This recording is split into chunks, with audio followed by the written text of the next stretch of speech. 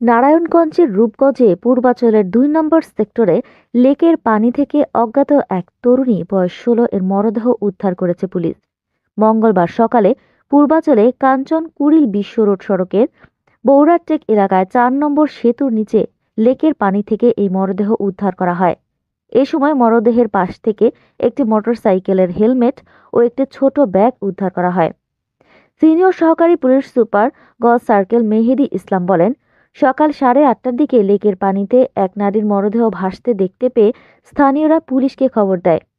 Police ঘটনাস্থল থেকে মরদেহটি উদ্ধার করে প্রাথমিক সুরতহাল সম্পন্ন করে ময়নাতদন্তের জন্য নারায়ণগঞ্জ জেনারেল হাসপাতালের মর্গে প্রেরণ করে।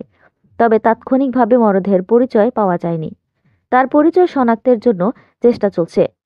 উদ্ধার হওয়া মরদেহের গলায় আঘাতের চিহ্ন রয়েছে। মরদেহের পাশ থেকে একটি হেলমেট ও একটি ছোট ব্যাগ উদ্ধার করা হয়েছে।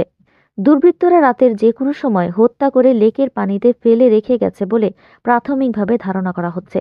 তাছাড়া ময়নাতদন্তের চূড়ান্ত প্রতিবেদন আসলে মৃত্যুর সঠিক কারণ জানা যাবে বলে পুলিশ আরও জানান।